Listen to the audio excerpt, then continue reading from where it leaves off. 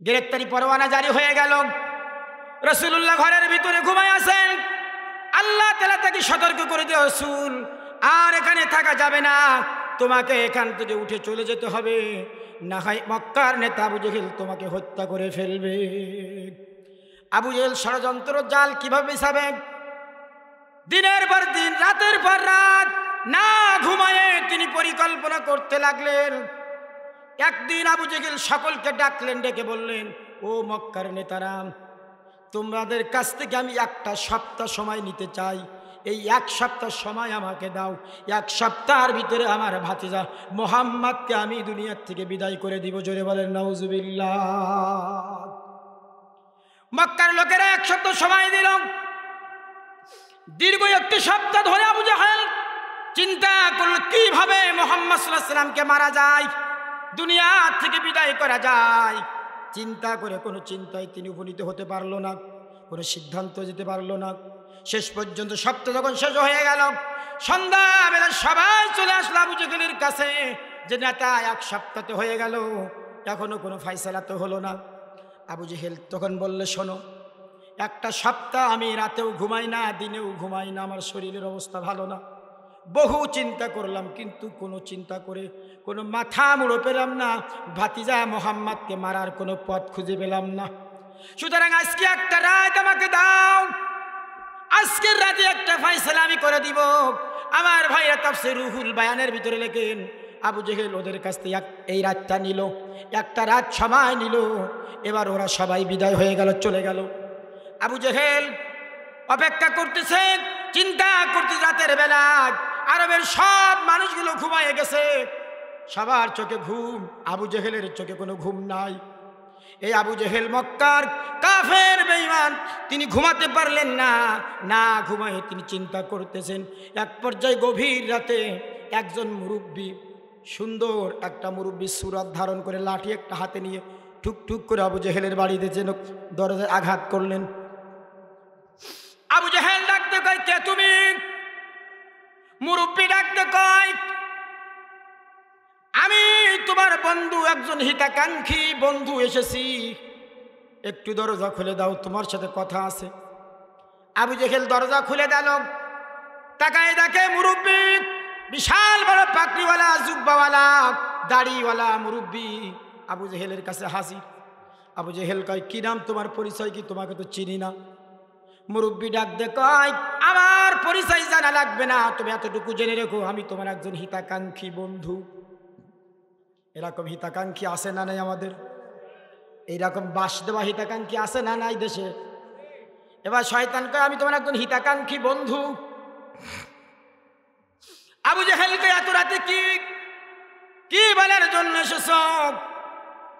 এবার মুরব্বী কান্না শুরু করে দিল, চোখের পানিতে দাড়ি ভিজে যাচ্ছে। আবু জেহেলের মায়া লেগে গেল, আহারে, এত বড় একজন মুরব্বী হিতাকাঙ্ক্ষী বন্ধুর পরিচয় দিয়ে গভীর রাতে আমার বাড়ির সামনে সে কান্নাকাটি করে। আবু জেহেল কয়, মুরব্বী, ও আমার বন্ধু, তুমি কান্দো কেন? কি হয়েছে তোমার, বলো। তখন মুরব্বী ডাকতে কয়, ও নেতা, আমি আমার নিজের জন্য কাঁদি না, আমি কান্দি তোমার জন্য।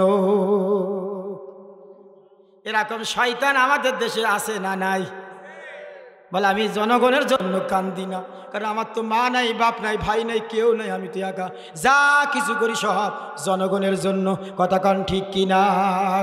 যত বাস দেওয়ার তা সব জনগণের বাস দিয়ে পালাই গেছে। কথা কান ঠিক কিনা?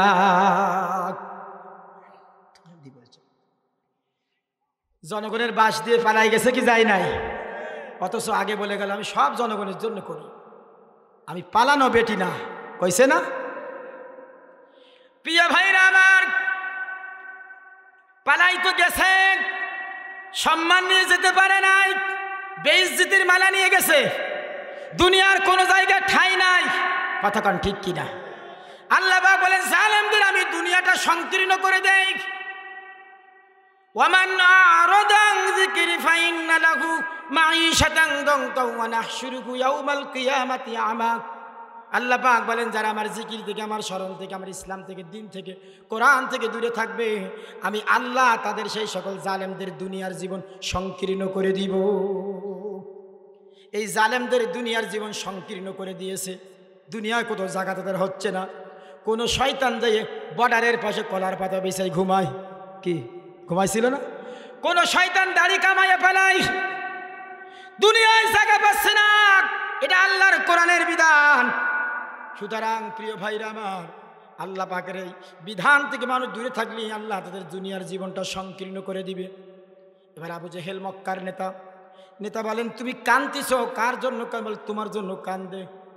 আবু জেহেল কয়, কেন? আমার কি হলো? আমার তো ক্ষমতার অভাব নাই, গাড়ি বাড়ির অভাব নাই, আমার তো জনগণের অভাব নাই, সব আছে, আমার জন্য কান্দো কেন? কয়, কান্দে এই জন্য, কত মানুষ ঘুমাই আসে কিন্তু তোমার চোখে ঘুম নাই। আজকে একটা সপ্তাহ তুমি ভাবতেছ তোমার ভাতিজা মুহাম্মদকে মারার জন্য, কোনো পথ খুঁজে পাও নাই। এভাবে করে তুমি রাতের পর রাত না ঘুমাই থাকো, তাহলে তুমি তো মরে যাবা। এই জন্য তোমার দুঃখে কাঁদতেছি। সুতরাং হিতাকাঙ্ক্ষী বন্ধু, আর কাঁদতে হবে না। এমন একটা বুদ্ধি তোমার জন্য নিয়ে আসছি যে সেই কাজ অবলম্বন করলেই তোমার ভাতিজা মুহাম্মদকে চিরদিনের জন্য তুমি বিদায় করে দিতে পারবা, দুনিয়ার কেউ জানবে না। জোরে বলেন নাউজুবিল্লাহ। আবু জেহেল কয়, এরকম একটা বন্ধু তো আমি চাচ্ছিলাম, তুমি এত এর আগে আসো নাই কেন? এত লেট করলে কেন? তাড়াতাড়ি বলো কিভাবে ভাতিজা মুহাম্মদকে মারা যায়। প্রিয় ভাইরা আমার, তাফসীরের মধ্যে লেখেন, এবার ওই হিতাকাঙ্ক্ষী মুরব্বী ডাক দিয়ে কয়, আবু জেহেল, যদি আমার পরামর্শ শুনতে চাও, যদি তোমার ক্ষমতা ধরে রাখতে চাও, তাহলে আমি যেভাবে বলি সেভাবেই তুমি করো। বলে, কি করতে হবে বলো? বল, তাহলে তাড়াতাড়ি তুমি ঘর থেকে বের হও। ঘর থেকে বের হয়ে তোমার উঠানের সামনে, বারান্দার সামনে একটা বড় গর্ত খোঁড়ো। জোরে কর নাউজুবিল্লাহ। প্রিয় ভাইরা আমার, আবু জেহেল কয়, গর্ত খোঁড়ার জন্য, কাজ করানোর জন্য তো আমার লোকজন আছে, আমি নেতা মানুষ, আমি কেমনে কাজ করবো, কেমনে গর্ত খুঁড়বো? এটা তো আমার কাজ না। ওই মুরব্বীটাকে কয়, না, সব কাজ লোক দিয়ে করানো যায় না, মাঝে মাঝে কিছু কাজ নিজের করা লাগে।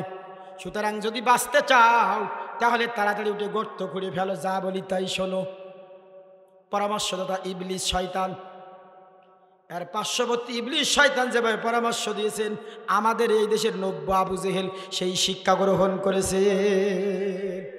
প্রিয় ভাইরা আমার, এবার আবু জেহেলের তাড়াতাড়ি উঠে তড়িঘড়ি করে নিজে একটা বড় গর্ত করলেন, উঠানের সামনে, বারান্দার সামনে একটা গর্ত করলেন। এবার শয়তান কয়, তাড়াতাড়ি খাজুরের কিছু পাতা কেটে নিয়ে আসো, খাজুরের ডাল কেটে আনো, ওই গর্তের উপরে বিছাই দাও, বালি দাও, পানি দিয়ে প্রলেপ দিয়ে দাও, যেন দূর থেকে কেউ বুঝতে না পারে এর ভিতরে কোনো গর্ত আছে।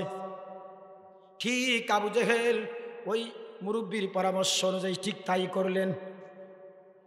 কমপ্লিট হয়ে গেল। এবার মুরব্বী ডাকতে কয়, তাড়াতাড়ি তোমার ওই দেহরক্ষী যে আছে তাকে পাঠাই দাও তোমার ভাতিজা মুহাম্মাদের কাছে। এই মুহূর্তে মুহাম্মাদকে ডেকে নিয়ে আসো, তুমি ঘরের ভিতরে যাও। যেই মাত্র তোমার ভাতিজা মুহাম্মাদ তোমার এই বারান্দার সামনে দিয়ে গর্তের উপরে পাও দিয়ে ঘরে যাইতে যাবে, যেই মাত্র গর্তের উপরে পাও দিবে, অমনি খাজুরের ডাল ভেঙে গর্তের ভিতরে পড়ে যাবে। তুমি তড়ি ঘড়ি করে বালু চাপা দিয়ে, মাটি চাপা দিয়ে চিরদিনের জন্য তোমার ভাতিজা মুহাম্মাদকে গুম করে দিবে, দুনিয়ার কেউ টের পাবে না। জোরে বলেন নাউজুবিল্লাহ। ও মুসলমানেরা, এই পৃথিবীতে সর্বপ্রথম গুম করে মানুষকে হত্যা করার বুদ্ধি দিয়েছিল ইবলিস আবু জেহেলকে। আজ পর্যন্ত সেই আবু জেহেলের উত্তর শুনে, ইবলিসের উত্তর শুনে এদেশে আসে না নাই? যারা সেই পরামর্শ অনুযায়ী এই দেশেও নিরপরাধ হাজার হাজার মানুষকে গুম করে তারা হত্যা করেছে, কথা কোন ঠিক কিনা? সুতরাং কিয়ামতের দিন যারা মানুষকে অন্যায় হত্যা করে গুম করবে, তাদের হাসর হবে মক্কার নেতা আবু জেহেলের সাথে। প্রিয় ভাইরা আমার, সব কমপ্লিট করে দিল। এবার আবু জেহেলের দেহরক্ষী চলে গেল রাসূলুল্লাহর বাড়িতে। যে দেখেন বিশ্বনবী মুহাম্মদ রাসূলুল্লাহ সাল্লাল্লাহু আলাইহি ওয়াসাল্লাম তিনি কোরআনুল কারীম তিলাওয়াত করতেছেন। আবু জেহেলের দেহরক্ষী ডেকে বলে, ও ভাতিজা মুহাম্মদ সাল্লাল্লাহু আলাইহি ওয়াসাল্লাম, তোমার চাচা আবু জেহেল তাড়াতাড়ি তোমাকে এই মুহূর্তে তার বাড়িতে ডেকেছে, তোমার সাথে জরুরি কথা আছে। আল্লাহর নবী বিশ্ব নবীর আদর্শ ছিল বড়দের সম্মান করা, ছোটদের স্নেহ করা। আবু জেহেল মক্কার নেতা, মুরব্বী মানুষ, তাকে সম্মান আছে, এই জন্য রাসূলুল্লাহ তিলাওয়াত বন্ধ করে নিজের ঘর থেকে বের হলেন, আবু জেহেলের বাড়ির দিকে যাবে। সাথে সাথে আমার আল্লাহ তাআলা আসমান থেকে জিবরিলকে পাঠালেন, পাঠাই বলেন, জিবরাইল যাও আমার বন্ধুকে বলে দাও একটা কদম যেন আমার বন্ধু সামনের দিকে না দেয়। জিবরিল আমিন চলে আসলো রাসূলুল্লাহর কাছে, নবীকে নিয়ে ঘরের ভিতরে প্রবেশ করলেন। রসুল বসলেন আর জিবরাইল বসলেন। জিবরাইলের উরু আর রসুলের উরু দুইজন উরুতে উরুতে মিলাইয়া বসে গল্প করতেছে। আবু জেহেলের দেহরক্ষী এসে বলে তাড়াতাড়ি চলো। নবী কয় না, এখন তো যাওয়া যাবে না, কারণ আমার বাড়িতে মেহমান আসছে। সুবহানাল্লাহ কোন, মেহমানকে বিদায় না দেওয়া পর্যন্ত আমি রসুল যাব না। আবু জেহেলের দেহরক্ষী বাড়ি চলে গেল। আবু জেহেলকে বলল, ও নেতা, তোমার ভাতিজার কাছে তোমার কোনো মূল্যই নাই, তোমার ডাকে সাড়া দেওয়ার তোমার বাড়িতে আসার সময় তার নাই, কারণ তোমার ভাতিজা মুহাম্মাদের বাড়িতে মেহমান আসছে, এই মেহমানকে বিদায় না দেওয়া পর্যন্ত তোমার ভাতিজা আসবে না। আবু জেহেল রেগে গেল, কি রে ভাতিজা মেহমান ছাড়া আসবে না? মক্কাতে আমার চাইতে দামি মেহমান আর কে আছে? কারণ মক্কার ক্ষমতা তো আমার হাতে, পাওয়ার আমার হাতে, মক্কার নেতা আমি, আমার চাইতে দামি মেহমান এই মক্কাতে কে আছে যে যার কারণে আমার এখানে আসতে পারতেছে না? যাও তাড়াতাড়ি বলো, মেহমানকে বিদায় দিয়ে আমার বাড়িতে যদি না আসে তাহলে আমি ডাইরেক্ট তার বিরুদ্ধে অবস্থান নিতে বাধ্য হব। জোরে বলেন নাউজুবিল্লাহ। আবু জাহেলের দেহরক্ষী চলে গেল, বিশ্বনবীর কাছে বললেন, ও ভাতিজা, তোমার চাচা আবু জেহেল তোমাকে এই মুহূর্তে ডেকেছে, কারণ তিনি তো সম্মানিত ব্যক্তি। আবু জেহেলের চাইতে সম্মান দামি মানুষ তো এখানে আর কেউ নাই, তাড়াতাড়ি চলো। রাসূলুল্লাহ কয় না, আমার বাড়িতে যেই মেহমানটা আসছে এই মেহমান কোনো দুনিয়ার সাধারণ মেহমান না, আমার বাড়ির মেহমান হলো আসমানি মেহমান। জিবরাইল দুনিয়ার মেহমান না আসমানের মেহমান? দাম আছে না নাই? আবু জেহেলের চাইতে কম কি? আবু জেহেলের চাইতে জিবরাইলের দাম কম না বেশি? আল্লাহ পাক আসমানের জমিনের ভিতরে যত ফেরেশতা তৈরি করে সৃষ্টি করেছেন, কোটি কোটি ফেরেশতা, সকল ফেরেশতাদের সরদার বানাইছে জিবরিল আমিনকে। অত্যন্ত দামি বার্তাবাহক, আল্লাহ রাব্বুল আলামিনের নিকটবর্তী তিনি। এই সিদরাতুল মুনতাহায় থাকে আল্লাহর কাছ থেকে ওহী নিয়ে আসেন। অত্যন্ত দামি ফেরেশতা জিবরিল আমিন। এই জিবরাইল আলাইহিস সালাম রাসূল বলে, আমার দামি আসমানি মেহমান, এই মেহমান যতক্ষণ থাকবে আমি নবী ততক্ষণ পর্যন্ত যাব না, আর আমি মেহমানকে জোর করে বের করে দিতেও পারবো না। প্রিয় ভাইরা আমার, লোকটা চলে গেল আবু জাহেলের কাছে। যে আবু জাহেলের কাছে যে বানাই রসুল যেটা বলেছে সেটাও বলল, যেটা বলে নাই সেটাও বলছে। এরকম শয়তান আছে না নাই? ধরে নিয়ে আসতে বলি বান্দে নিয়ে যায়, এরকম সামসা আছে না নাই? নেই, মানে সামসাই দেশ ভরে গিয়েছেন, নেতা থাকে একজন আর ওর পিছে থাকে সব সামসা। কথা কান ঠিক কিনা? প্রিয় ভাইরা আমার, এমন ভাবে আবু জেহেলের কানে যে লাগাইছে কথাগুলো, সাথে সাথে আবু জেহেলের মাথাটা গরম হয়ে গেল। কারণ যার যত পাওয়ার বেশি, মাথা গরম তার তত বেশি। কথা কান ঠিক কিনা? ওই সময় আবু জেহেলের গরম ছিল চেয়ারের গরম। কিসের গরম? কারণ চেয়ার মারাত্মক গরম জিনিস। যে যখন থাকে চেয়ারে সে কিন্তু তখন থাকে গিয়ারে। গিয়ারে থাকে না? মনে করেন আমি এখন এই চেয়ারে আসি, বড় গিয়ারে আসি, যা বলবো তাই শোনা লাগবে। শুনবেন না? যা বলবো তাই শোনা লাগবে। এই চেয়ারে আমি আসি, আমি এখন খুব গিয়ারে আসি, কিন্তু আমি যদি এখন মনে করি এই চেয়ার থেকে আমি আর নামবো না, একটানা আমি 41 সাল পর্যন্ত ওয়াজ করব, নামবই না, এটা কি আপনারা মানবেন? নামতে না চাইলে একটু পরে আপনারা জোর করে নামাবেন। কথা কান ঠিক কিনা? তাহলে বোঝা গেল এই চেয়ার কারোর জন্য স্থায়ী নয়। ওয়াসিয়া কুরসিয়ুস সামাওয়াতি ওয়াল আরদ, আসমান আর জমিনের মালিক যিনি মহান আল্লাহ, ওনার চেয়ারই কেবল একমাত্র স্থায়ী। আর এই পৃথিবীর যত চেয়ার আছে সব চেয়ার হলো ক্ষণস্থায়ী। কথা কান ঠিক কিনা? চেয়ারের জায়গায় থাকবে, কিন্তু ব্যক্তি বদল হবে কি হবে না? প্রিয় ভাইরা আমার, মাথা গরম হয়ে গেল। মাথাটা আল্লাহ এমন ভাবে গরম করে দিলেন, ঘরের ভিতরে শুধু লাফাইতেছে আবু জাহেল, লাফাইতে লাফাইতে লাফ দিয়ে বারান্দায় পড়ছে। কিন্তু আল্লাহ শয়তানের মাথায় এমন ভাবে গরম করে দিয়েছে, ওই যে নিজে ভাতিজাকে মারার জন্য, গুম করার জন্য গর্ত খুঁড়ে রাখছে, ওটা শয়তানের আর মনে নাই। এত মাথা গরম হয়েছে, নিজে যে গর্ত খুঁড়ে রাখছে ভাতিজাকে মারার জন্য, ও সাথে ওর মনে নাই। ভুলাই দিয়েছে কে? জোরে বলেন, ভুলে দিয়েছে কে? সেই আল্লাহ আছে না নাই? এই শয়তানদেরকে ভুলাই দিয়েছে কে? কত চক্রান্ত, কত ষড়যন্ত্র, কত দিকে সব আটকাই নিল, কিন্তু একটা কথা জবান থেকে আল্লাহ বের করে দিল, যেই কথা দিয়ে, যেই ভাষা দিয়ে নিরপরাধ আলেমদেরকে গ্রেপ্তার করে ফাঁসি দিয়েছেন রাজাকার। আর সেই কথা তার জবান থেকে বের করে আল্লাহ সেই কথার কারণেই তাকে চিরদিনের জন্য এই বাংলার মাটি থেকে বিতাড়িত করেছে। প্রিয় ভাইরা আমার, আবু জেহেলকে ভুলাই দিল গর্তের কথা, কারণ আল্লাহ কই, ও হাবিব, তোমাকে মারার জন্য গর্ত করেছে আমি আল্লাহ, বড় কৌশল করনেওয়ালা। ওয়ামা কারু ওয়ামা কারাল্লাহ ওয়াল্লাহু খায়রুল মাকিরিন। ও নবী, ওরা চক্রান্ত করে, ষড়যন্ত্র করে, আমি ওদের সব ষড়যন্ত্র করে দিয়ে আমার চক্রান্তকে আমি বিজয় করব। জোরে বলেন সুবহানাল্লাহ। ও নবী, চিন্তা করো না, তোমাকে অপমানিত করার জন্য, গুম করার জন্য গর্ত খুঁড়েছে, আমি আল্লাহ তাআলা ওই আবু জেহেলকে ওই গর্তের ভিতরে ফেলে তাকে বেইজ্জতি করব। প্রিয় বন্ধুরা আমার, আবু জেহেলের মাথা গরম হয়ে গেল। স্মৃতির পাত থেকে আল্লাহ গর্তর কথা মুহূর্তের মধ্যে ভুলেই দিল, আবু জেহেলের মনে নাই। এবার মাথা গরম করে লাফাইতে লাফাইতে ঘর থেকে লাফ দিয়ে বারান্দায়, বারান্দা থেকে লাফ দিয়ে পড়বি না পড়বি সেই গর্তর পড়ে পড়ছে। যেই মাত্র গর্তর পড়ে পড়ছে, অমনি খাজুরের ডাল ভেঙে গর্তর ভিতরে পড়ে গেল। জোরে বলেন সুবহানাল্লাহ।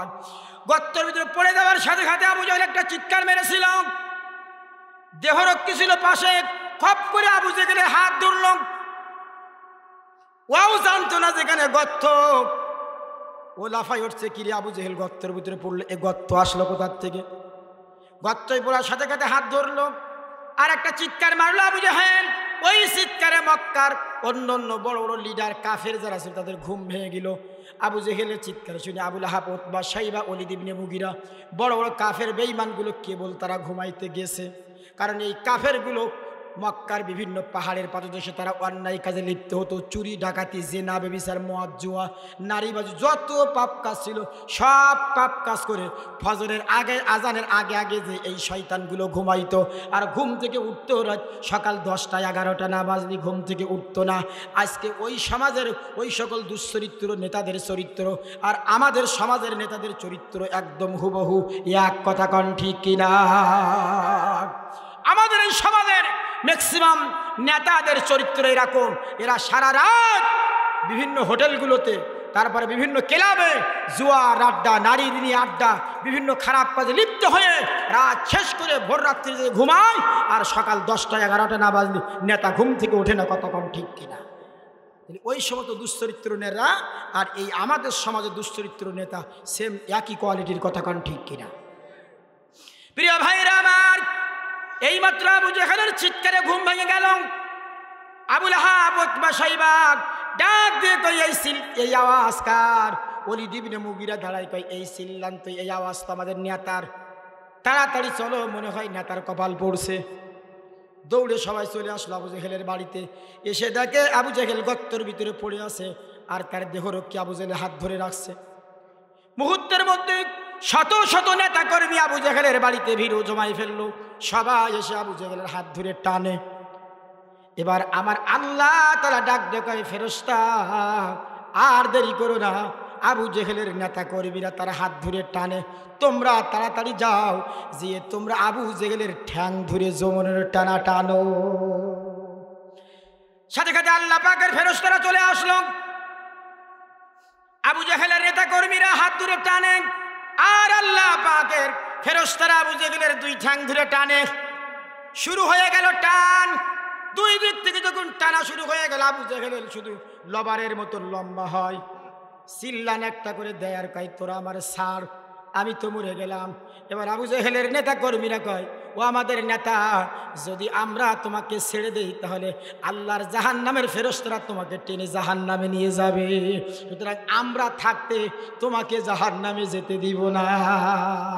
আবু জেহেল কয় তোরা তাহলে টান, আল্লাহ কয় ফেরেশতা তোরাও টান। শুরু হয়ে গেল টানাটানি। দুই দিকে যখন টান শুরু হয়ে গেল, আবু জেহেলের দেহটা ছিন্ন ভিন্ন হয়ে যেতে লাগলো, সহ্য করতে পারলো না, চিৎকার দিয়ে ডেকে বলে, ও আমার সাথীরা, ও আমার নেতারা, ও আমার কর্মীরা, তোমরা কি চাও না এই মক্কা নগরীতে আমি বেঁচে থাকি? আমাকে কি চাও না? তোমরা কি চাও না এই মক্কার ক্ষমতার মসজিদে আমাকে কি আর একটা বার দেখতে চাও না? আমি তো মক্কার ক্ষমতার মসজিদে আর একটা টাইম থাকতে চাই। সব নেতারা বলল, হ্যাঁ আমরা অবশ্যই চাই আপনি আরো দীর্ঘদিন এই মক্কার ক্ষমতার মসজিদে বসে থাকেন। বলছি তাই চাও তাহলে তোমরা আমাকে আর টানো না, কারণ তোমাদের টান আমি আর সহ্য করতে পারতেছি না। তোমরাও টানো আর আমার দুই পাও ধরে আল্লাহর ফেরেশতারা টানে।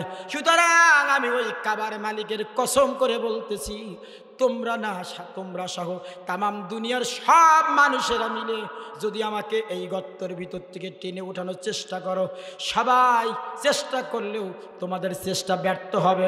এই গর্তের ভিতর থেকে তোমরা আমাকে উঠাইতে পারবা না। সুতরাং যদি তোমরা আমাকে এই মক্কার ক্ষমতার মসজিদে আরেকবার দেখতে চাও, তাহলে আর দেরি করো না, তাড়াতাড়ি ভাতিজা মুহাম্মাদের কাছে যাও। ভাতিজা মুহাম্মাদের কাছে লাগতেছে কি লাগবে না? এই শয়তানদের কি অবস্থা! সারা জীবন আবু জেহেল যখন ভাতিজার বিরোধিতা করলো, ভাতিজাকে মারার জন্যই বিপদে পড়লো, এই বিপদ থেকে বাঁচার জন্য আবার ভাতিজার কাছে যাওয়া লাগতেছে। ঠিক এই জালেমদের একই অবস্থা। জালেমরা সারা জীবন আলেমদেরকে মারার জন্য হুজুর ধরো, হুজুরদেরকে জেলে ভরো, আর বিপদে পড়লে হুজুরদের কাছে আসে না। বললো তাড়াতাড়ি ভাতিজার কাছে যাও, কারণ আমার ভাতিজা মুহাম্মদ ছাড়া এই গর্তের ভিতর থেকে আজকের আমাকে কেউ উঠাইতে পারবে না। তাড়াতাড়ি তোমরা চলে যাও। আবু জেহেলের দেহরক্ষী তাড়াতাড়ি হাত ছেড়ে দিয়ে চলে গেল রাসূলুল্লাহর কাছে। যে দেখে রাসূলুল্লাহ তখনও পর্যন্ত জিবরাইলকে নিয়ে তিনি কথা বলতেছে, গল্প করতেছে। এবার আল্লাহ তাআলা ডাক দেয়, জিবরাইল, আমি আল্লাহ যেটা চেয়েছিলাম সেটাই হয়েছে, এবার তুমি তাড়াতাড়ি বিদায় সালাম দিয়ে চলে আসো, আর আমার বন্ধু মুহাম্মদকে আবু জেহেলের বাড়িতে যেতে বলো। প্রিয় ভাইরা আমার, কষ্ট হচ্ছে আপনাদের? আমি খুব তাড়াতাড়ি শেষ করে দিচ্ছি, 12:30 বাজে যাচ্ছে। চলে যাবেন না তো মোনাজাত না করে? আল্লাহ তাআলার মেসেজ পেয়ে জিবরিল আমিন বিশ্ব নবীকে বিদায় সালাম দিয়ে বললেন, ইয়া রাসূলুল্লাহ, ইয়া হাবিবাল্লাহ, আমি চলে গেলাম, আপনি এবার যান, আল্লাহ আপনাকে অনুমতি দিয়েছে। জিবরাইল চলে গেল, রাসূলুল্লাহ বের হয়ে পড়ল। রাসূলুল্লাহ রওনা দিলেন। আবু জেহেলের বাড়ি আর রাসূলুল্লাহর বাড়ি বেশি দূরে না, পাহাড়ের এপাশে আবু জেহেলের বাড়ি, ও পাশে রাসূলুল্লাহর বাড়ি, মাঝখানে একটা ফাঁকা জায়গা। রাসূল যখন পার হয়ে পারে আসতেছেন, তাকাই দেখেন হাজার হাজার মানুষ আবু জেহেলের বাড়ি ঘিরে নিয়েছে। রসুল বুঝতে পারলেন, রসুল তখনও পর্যন্ত জানে না যে রসুলকে মারার জন্য গর্ত করে সেই গর্তই আবু জেহেল পড়ে আছে, তখনও জানে না। রসুল তাকায় দেখে হাজার হাজার মানুষ আবু জেহেলের বাড়িতে। রসুল চিন্তা করলেন, আমার চাচা মনে হয় কোনো বিপদে পড়েছে। এই বলে রসুল তাড়াতাড়ি আবু জেহেলের বাড়ির দিকে রওনা দিল। বাড়ির ভিতরে প্রবেশ করে দেখে আবু জেহেল ওই গর্তর ভিতরে পড়ে আছে, আর আবু জেহেলের ছাতিরা, তার দলবল সবাই আবু জেহেলের হাতটা ধরে টেনে আসে। রসুলুল্লাহ কাছে গেল, যাওয়ার পর আবু জেহেল বিশ্ব নবীর দিকে তাকায় রইলেন, ডাক দিয়ে করে, ভাতিজা, আমি বড় বিপদে পড়েছি, তাড়াতাড়ি এই বিপদ থেকে আমাকে একটু বাঁচাও, এই বিপদ থেকে উদ্ধার করো, আমাকে এই গর্তের ভিতরে একটু উঠাইয়ে দাও। আল্লাহর নবী বিশ্ব নবী দাঁড়ায় তিনি বললেন, চাচা, অবশ্যই তোমাকে আমি উঠাবো, উঠানোর জন্যই এসেছি, কিন্তু আমি আগে জানতে চাই এত বড় অন্যায় কাজটা করলো কে? আমি নবী আগে এই অন্যায়ের প্রতিবাদ করব, তারপর তোমাকে গর্ত থেকে উঠাবো। ও চাচা বলো, এত বড় বেয়াদবি কে করলো? তোমার মতন একজন সম্মানিত ব্যক্তিকে ঘরের সামনে গর্ত করে এই গর্তই ফেলে বেইজ্জতি করলো, এতগুলো হাজার হাজার জনগণের সামনে এই উলঙ্গ করে তোমাকে এই কষ্ট দিল, বেইজ্জতি করলো, অপমানিত করলো কে? এই অন্যায় করলো কে? এর প্রতিবাদ আমি করতে চাই। আবু জাহেল কয় ভাতিজা সব বলবো, আগে আমাকে উঠাও। রসুল কয় না, আগে উঠাবো না, আগে অন্যায়ের প্রতিবাদ। কি এই অন্যায়ের প্রতিবাদ করতে রাজি আছেন তো? আপনারা জোরে বলেন আছেন তো? যেখানে অন্যায় সেখানেই প্রতিবাদ করা লাগবে। এই সমাজে এই যারা আসছেন আপনারা, এরা যদি প্রতিবাদ করতে পারেন তাহলে এই সমাজের কোনো একটা মানুষ অন্যায় করে তারা পার পাইতে পারবে না। কথা কন ঠিক কিনা? সুতরাং সে যেই দলের মানুষ হোক না কেন, অন্যায় করলেই প্রতিবাদ করতে হবে, এটা আমার আপনার ইমানি দায়িত্ব। কথা বলেন ঠিক কিনা? এরপরে কথা পরে হবে, আগে অন্যায়ের প্রতিবাদ। রাসূল শিক্ষা দিয়ে গেলেন, কয় আগে উঠাবো ঠিকই, কিন্তু আগে বলে এই অন্যায় করলো কে? কি বলবে আবু জেহেল? বলার কিছু আছে? লজ্জা শরম তো নাই। লজ্জা শরমের মাথা খেয়ে আবু জেহেল মাথা সাউ করে কয় ভাতিজা এই মক্কার কারুর ক্ষমতা নাই আমার ঘরের সামনে গর্ত করে আমাকে কষ্ট দিবে। নবী কয় তাহলে গর্ত করলো কে? গর্ত করলো কে? আবু জেহেল কয় ভাতিজা গর্ত তো আমি করেছি। সুবহানাল্লাহ। কার লোকের জন্য কুয়া কাটলে সেই কুয়ায় নিজেকে ডুবে মরা লাগে। তারা বাস্তব প্রমাণ আবু জেহেল, আর বাস্তব প্রমাণ হলো এই নব্য আবু জেহেল। কথা কন ঠিক কিনা? প্রিয় ভাইরা আমার, ঠিক এরকম পরিস্থিতি এদেরই হবে। তারা যে ষড়যন্ত্র করে ট্রাইব্যুনাল গঠন করে মিথ্যা নাটক সাজায় হাজার হাজার নিরপরাধ মানুষকে ফাঁসিতে ঝুলাইছে, সময় আসছে এখন ওদের ওই ট্রাইব্যুনাল দিয়ে ওই আইনে ওদেরকে ফাঁসির কাস্টে ঝোলা লাগবে। যেমন যেমন কর্ম তেমন ফল আল্লাহ দিয়ে দেবে। কতক্ষণ ঠিক কিনা? সেদিন আর বেশি দূরে নাই, খুব তাড়াতাড়ি পৃথিবীর মানুষ দেখবে স্বৈরাচারীর ন্যায্য পাওনা আল্লাহ কিভাবে মিটাই দিয়েছে, কিভাবে মিটাই দেয় এটা দেখতে পাবে। খুব তাড়াতাড়ি ওদের বানানো আইন দিয়ে ওরাই ফাঁসির কাস্টে ঝুলবে, কোনো জালেম পার পাবে না। প্রিয় ভাইরা আমার, নবীজি কয় বলেন চাচা গর্ত কে করলো? আমি করেছি। রাসূল আশ্চর্য হয়ে গেল, ডাক দিয়ে কয় চাচা আপনি তো নেতা মানুষ, আবুল হাকাম জ্ঞানী মানুষ, বিচক্ষণ মানুষ, বিবেকবান মানুষ, কিন্তু কোন বিবেকে আপনি ঘরের সামনে এত বড় গর্ত খুঁড়লেন? কোন বিবেকবান মানুষ কি ঘরের সামনে এত বড় গর্ত করে? আবু জেহেল ওই দিন যে কথাটা বলেছিল স্বর্ণের অক্ষরে ইতিহাসের পাতায় লেখা, আবু জেহেল ওই দিন মাথা নিচু করে বলেছিল ভাতিজা সত্য কথা বলেছ, তুমি ঠিকই বলেছ, বিবেক আমার আছে, বুদ্ধি আমার আছে, জ্ঞান আমার আছে, কিন্তু কাবার মালিকের কসম করে বলতেছি বিবেক আছে, কিন্তু আমি আফসোস আমার জন্য আমি আমার বিবেকটা কাজে লাগাইতে পারলাম না। কারণ ভাতিজা বিবেক যদি আমি কাজে লাগাইতে যাই তাহলে মক্কার অবৈধ ক্ষমতার চেয়ার আমার হাতছাড়া হয়ে যায়। এই জন্য বিবেক থাকার পরেও ক্ষমতার চেয়ার হাতছাড়া হওয়ার ভয়ে বিবেক কাজে লাগাইতে পারলাম না। ও পাবনার মুসলমানেরা বলেন তো এরকম আবু জেহেল দেশে আছে না নাই? এই আবু জেহেল ধরো বিবেক আছে, কিন্তু বিবেক কাজে লাগাইতে পারলো না, শুধুমাত্র এই বাংলাদেশের ক্ষমতার চেয়ার হাতছাড়া হয়ে যাবে এই জন্য। সুতরাং প্রিয় ভাইরা আমার, বিবেক থাকার পরেও যারা বিবেক কাজে লাগাবে না, কিয়ামতের দিন তাদের হাসর হবে আবু জেহেলের সাথে। সুতরাং ওই আরবি আবু জেহেলের সাথে হাসর হবে এই বাংলা আবু জেহেলদের। কেউ ঠেকাইতে পারবে না, ওর কোনো বাবা ওকে রক্ষা করতে পারবে না, কারণ এই বেঈমানদের কোনো ঈমান নাই। আল্লাহ গ্যারান্টি দিয়েছে লাং তুমিন, এদের অন্তরে ঈমান প্রবেশ করে নাই, এরা চরম ইসলাম বিরোধী, কোরআন বিরোধী, মুসলমান বিরোধী, আল্লাহ বিরোধী, রসুল বিরোধী। কতক্ষণ ঠিক কিনা? এই জন্য আওয়ামী লীগ যারা আছে, আওয়ামী লীগ যারা ইতিপূর্বে করেছে, এরা যদি তওবা না করে আল্লাহর কসম একটারও ঈমান নসিব হবে না। এগুলো সব ঈমান হারা বেঈমান। কারণ এরা একটু দুই একজন নামাজ পড়ে, হজ করে, যাকাত দেয়, ঠিক আছে, কিন্তু এদের ঈমান নেই। এদের চাইতে ভালো ঈমান ছিল মক্কার নেতা আবু জেহেলের। কোনোদিন যদি সামনে আসি তখন বলবো আবু জেহেল কত বড় ঈমানদার ছিল। সুতরাং আমি অনুরোধ করব, কোরআনের থেকে বলতেছি, যারা আমলিক করেছিলেন তওবা করে ফিরে আসেন আল্লাহর দিকে। এ দল জাহান্নামী দল। এদের একটা ভালো মানুষ আপনি দেখাইতে পারবেন না, একজন ইমানদার মানুষ দেখাইতে পারবেন না যে ইমানদার মানুষ তার জীবনের সর্বক্ষেত্রে ইসলাম মানে। এরকম একটা মানুষ আপনি খুঁজে পাবেন না।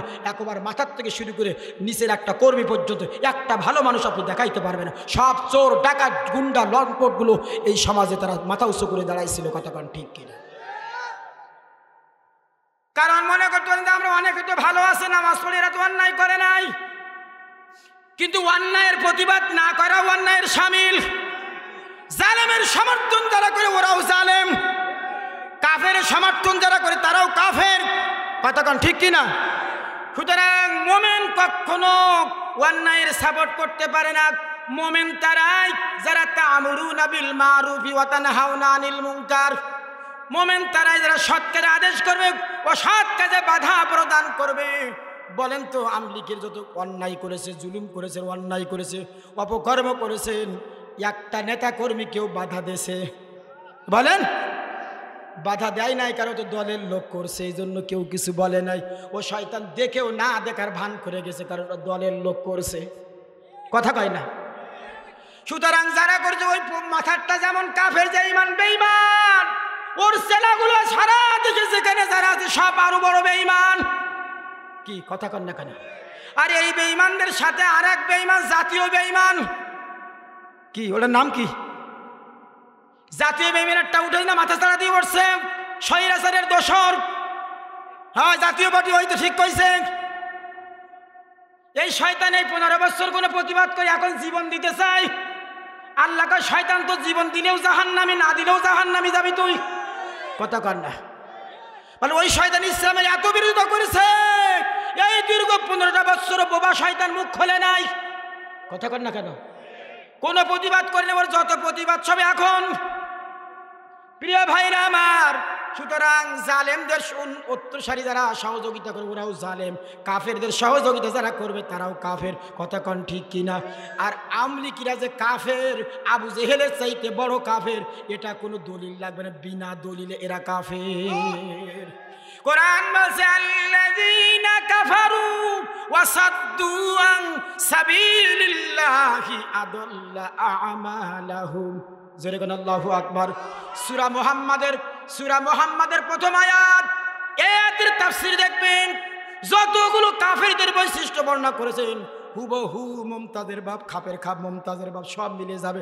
আমলিকের চরিত্র আর মক্কার কাফেরদের চরিত্র এক চুল পরিমাণ এদিক ওদিক হবে না, বরং ওই কাফেরদের হার মানাই দিয়েছে এই যুগের কাফেরেরা। কে কইছে বাংলাদেশে কাফের নাই?